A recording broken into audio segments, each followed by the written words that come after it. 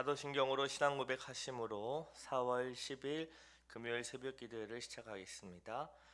전능하사 천지를 만드신 하나님 아버지를 내가 믿사오며 그 외아들 우리 주 예수 그리스도를 믿사오니 이는 성령으로 잉태하사 동정녀 마리아에게 나시고 본디오 빌라도에게 고난을 받으사 십자가에 못 박혀 죽으시고 장사한 지 사흘 만에 죽은 자 가운데서 다시 살아나시며 하늘에 오르사 전능하신 하나님 우편에 앉아 계시다가 저리로서 산자와 죽은 자를 심판하러 오시리라. 성령을 믿사오며 거룩한 공예와 성도와 서로 교통하는 것과 죄를 사하여 주시는 것과 몸이 다시 사는 것과 영원히 사는 것을 믿사옵나이다. 아멘. 다같이 찬송가 70장 피난처 있으니 찬송하겠습니다.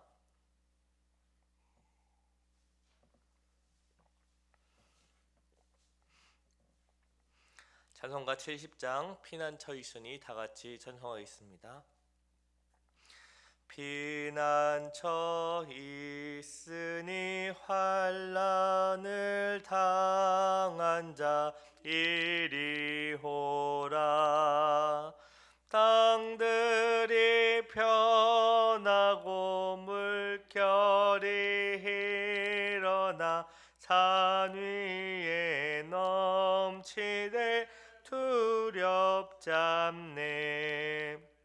이방이 떠들고 나라들 모여서 진동하나. 우리 주 목소리 한번 발하 전하에 모든 것 망하겠네. 만유주 하나님 우리를 도우니 피난처요. 세상의 난리를 그치게 하시니 세상의 창검이 쓸데없네. 높으신 하나님 우리를 구하니 할렐루야. 괴로움이 심하고 환난이 극하나 피난처 되시는 주 하나님. 기도하겠습니다. 온 우주 만물을 창조하시고 다스리시는 하나님 아버지, 우리를 단잠에서 깨우셔서 다시 주님 앞에 오게 하시고 주님의 그 놀라우신 능력을 찬양케 하시니 참으로 감사합니다. 하나님께서 우리를 창조하시고 또 주님의 뜻을 이루기에 우리로는 도무지 이해할 수 없으나 하나님의 그 섬세한 따뜻하고 섬세한 손길로 우리를 변함없이 인도해 주시니 하나님께 감사합니다. 아버지, 우리의 인생을 또 우리의 영혼을 주님께 온전히 맡깁니다. 우리가 이 세상에 일어난 일들로 인해 어려움과 또 문제들로 인해 우리가 너무 낭망하지 않게 하시고 좌절하지 않게 하시고 우리를 꼭 붙들고 인도하시는 하나님을 믿음으로 바라보며 인내하여 다시 주님께서 공급해 주시는 힘으로 일어나 걸어갈 수 있도록 주께서 우리에게 맡기신 그 일들을 성실히 잘 감당할 수 있도록 주여 은혜를 베풀어 주시옵소서.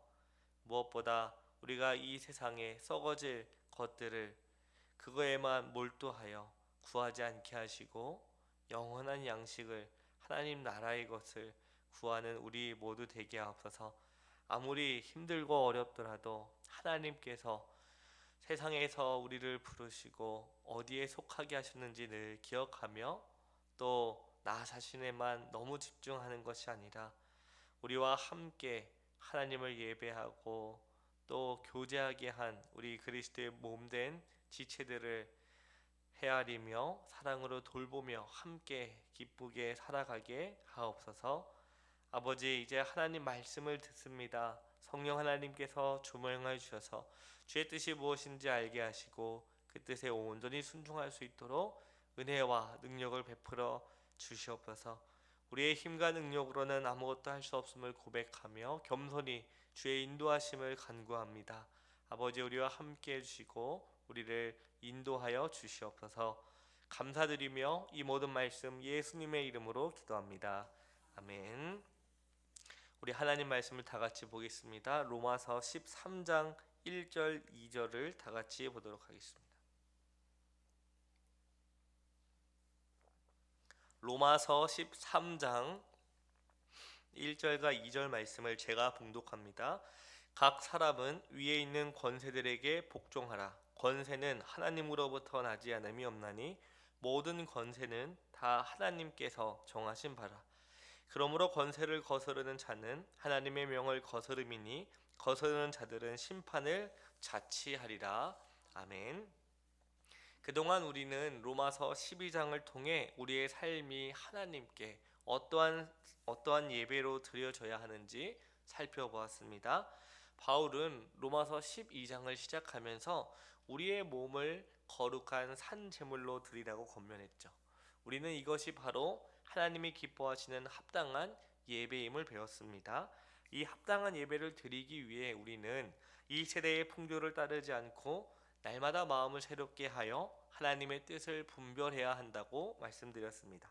또한 이 합당한 예배의 구체적인 현장이 바로 교회 공동체라는 사실도 확인했죠. 세상의 잣대로 나를 높이는 교만을 버리고 하나님이 주신 믿음의 분량을 겸손히 인정해야 한다고 했습니다. 하나님께서 나 자신에게만 주신 게 있다라는 거죠.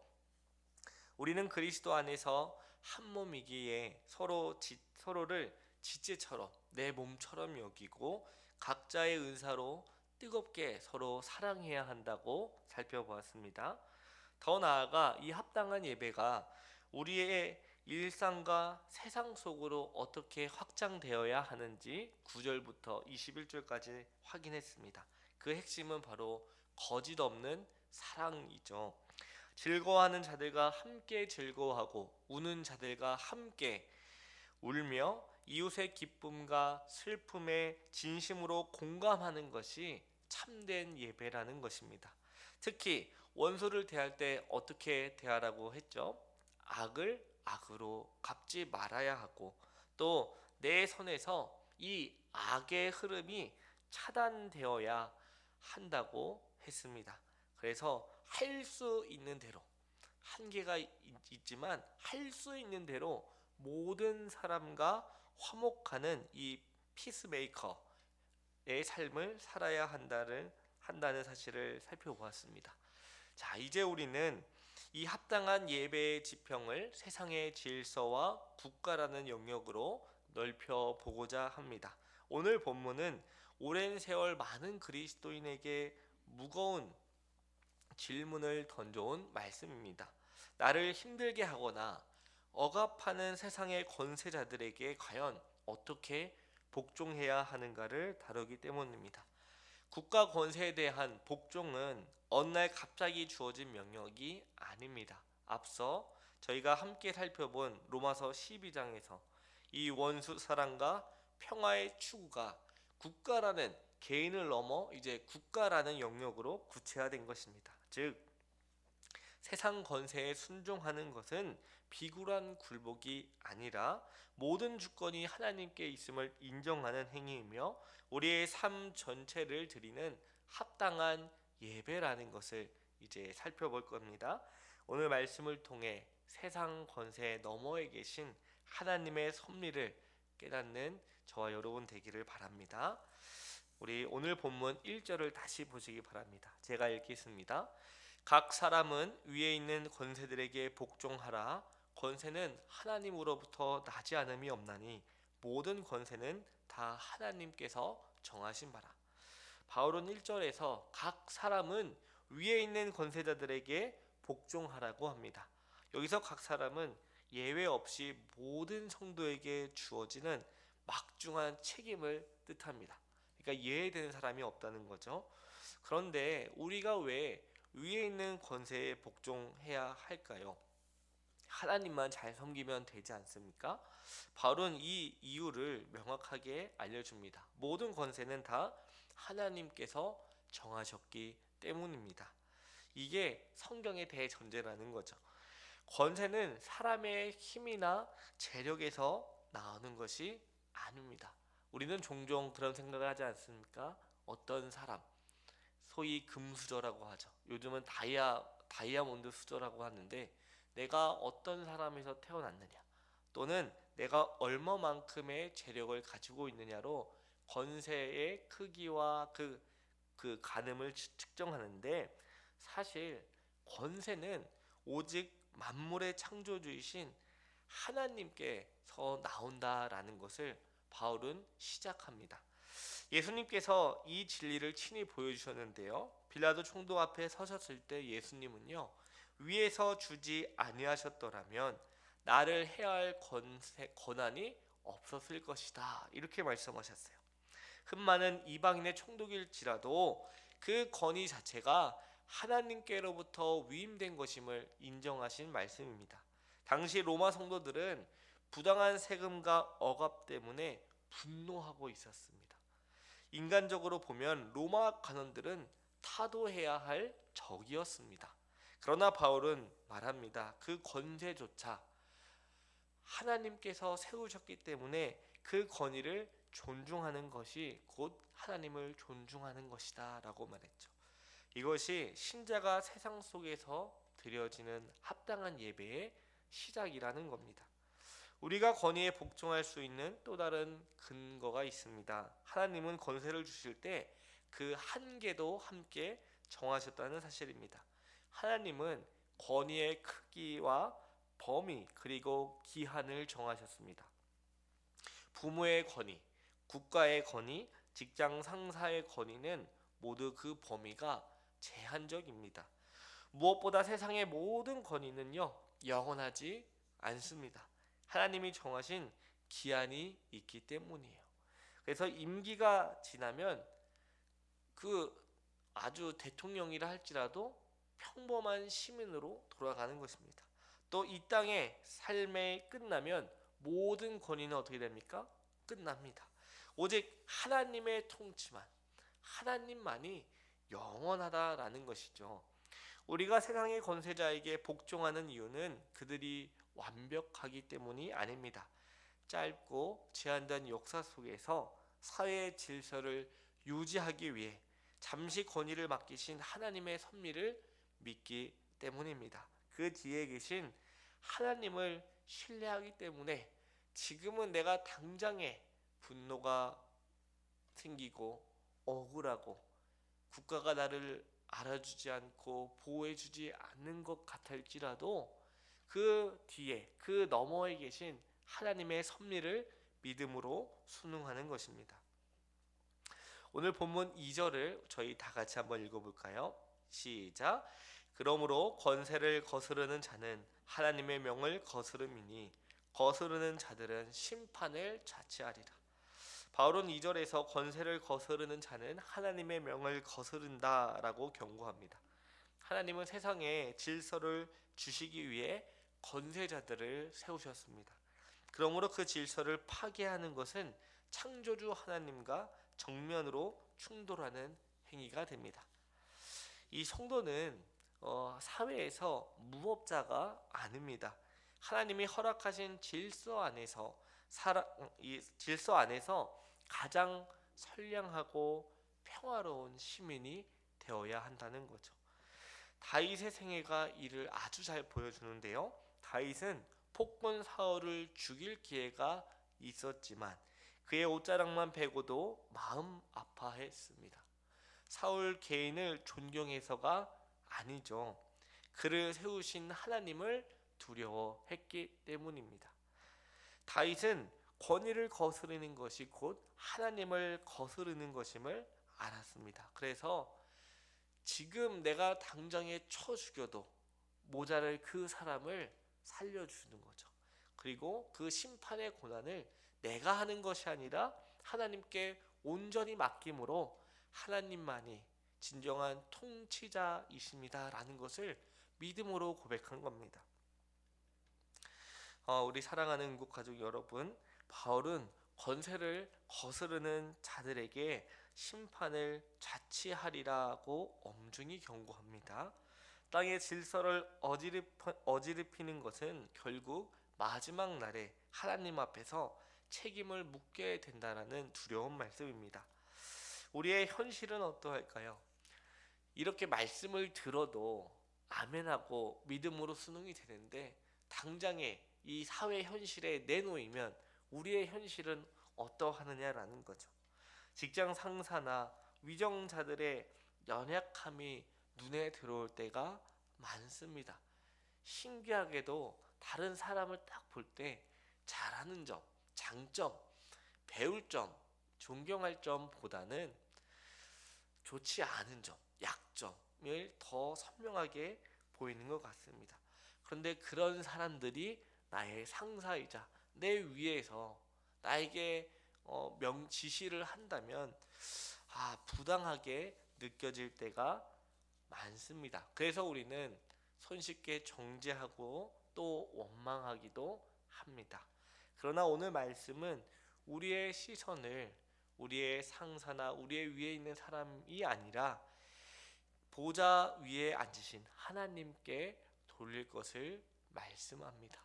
그 사람만 보는 것이 아니라 내가 속한 어떤 조직에, 내가 속한 어떤 그 사람을 보는 게 아니라 이런 모든 것을 만드시고 세우신 그 하나님, 그리고 변함없이 그분의 뜻을 이끌어 가시는, 이루시는 그 하나님을 바라보라는 것이죠. 권위자가 악하다면 하나님께서 그분의 때에 공의로 심판하실 것입니다. 지금은 승승장구하는 것처럼, 영원히 살 것처럼, 그 권세가 영원할 것처럼 말하지 않습니까? 그렇게 막 횡포를 부리지 않습니까? 하지만 하나님 편에서 보시면 그거 얼마 지나지 않는다라는 거죠. 우리가 해야 할 일은 그런 부당한 사람들을 심판하는 일이 아닙니다. 하나님이 허락하신 질서를 인정하고 할 수 있는 한 모든 사람과 화목하며 예수님이 우리들에게 친히 보여주신 그 십자가의 길을 본받아 따라가는 것입니다. 물론 권위자가 하나님의 법을 어기라고 강요한다면 그때는 어떻게 해야 될까요? 예배를 드리기 못하는 국가적인 법적으로 제재한다. 이러면 어떻게 해야 될까요? 우상을 숭배하라고 이제 우리의 국교는 기독교가 아니다. 기독교만 아니면 된다. 이러면 어떻게 될까요? 우리는 하나님께 먼저 순종해야 합니다. 그러나 그런 상황이 아니라면, 그런 극단적인 상황이 아니라면 우리는 오늘 하루도 겸손하게 하나님이 세우신 질서에 순종해야 합니다. 부모를 공경해야 하고요. 또 상사를 존중해야 하고요. 또 우리 어르신들을 존중해야 합니다. 또 나라의 지도자들 위해 항상 함께 기도해야 한다는 것이죠. 우리의 마음 안에는 누군가를 존중하고 배려하고자 하는 마음이 없습니다. 그 사람의 약점, 잘못한 점을 발견해서 그것을 악용해서 내가 옳다는 것을 스스로 드러내기 싶어 하는데, 그럴 때마다 우리는 기도해야 한다라는 것이죠. 하나님께서 세우신 질서를 우리가 인정하고 또 순응하면서 또 그 우리에게 주어진 위치야 또 그 자리에서 그 역할에서 화목을 이루게 해달라고, 그래서 이 세상에 악이 사라지고 정말 하나님께서 그리스도 예수님을 통해 베푸신 그 은혜가 충만하게 해달라고 우리는 다 같이 기도해야 합니다. 그것이 내 삶을 다스리는 하나님을 향한 가장 아름다운 신앙의 고백이자 하나님이 기뻐하시는 합당한 예배라는 것이죠. 오늘 말씀을 통해서 우리는 모든 질서가 하나님으로부터 주어졌다는 사실을 살펴보았습니다. 또한 그것에 순응하는 것이 우리 신자들이 해야 할 마땅할 본분이요, 또 하나님께서 기뻐하시는 합당한 예배라는 사실을 살펴보았습니다. 이를 통해 우리가 우리에게 주어진 자리에서 화목을 위해, 또 사랑을 위해, 또 섬김을 위해 애써야 하며 기도해야 된다는 사실을 살펴보았습니다. 이를 통해 궁극적으로 하나님께 영광을 돌리는 것입니다. 그런 저와 여러분 되기를 간절히 소망합니다. 기도하겠습니다. 사랑과 은혜가 많으신 하나님 아버지, 감사합니다. 오늘 말씀을 통해 우리가 어떤 자리로 부르심을 받았는지, 하나님 앞에서 어떻게 살아야 하나님이 기뻐하시는 합당한 예배를 드릴 수 있는지 알려주셔서 감사합니다. 나를 힘들게 하고 나에게 부당한 지시를 하고 나를 너무나 괴롭히는 그 상사일지라도 그를 위해 기도하고 존중할 수 있게 하옵소서. 내 힘과 능력으로는 도무지 할 수 없습니다. 하지만 그에게 주어진 권한도 영원하지 않다는 것, 범위가 주어지고 기한이 주어졌다는 것을 늘 기억하고, 그 사람 넘어 이 모든 것을 통치하고 다스리고 계시는 하나님을 바라봄으로 믿음으로 인내할 수 있게 하옵소서. 감사드리오며 이 모든 말씀 예수님의 이름으로 기도합니다. 아멘. 하늘에 계신 우리 아버지여, 이름이 거룩히 여김을 받으시오며 나라의 임하옵시며 뜻이 하늘에서 이룬 것 같이 땅에서도 이루어지이다. 오늘날 우리에게 일용할 양식을 주옵시고 우리가 우리에게 죄 지은 자를 사하여 준 것 같이 우리의 죄를 사하여 주옵시고 우리를 시험에 들게 하지 마옵시고 다만 악에서 구하옵소서. 대개 나라와 권세와 영광이 아버지께 영원히 있사옵나이다. 아멘.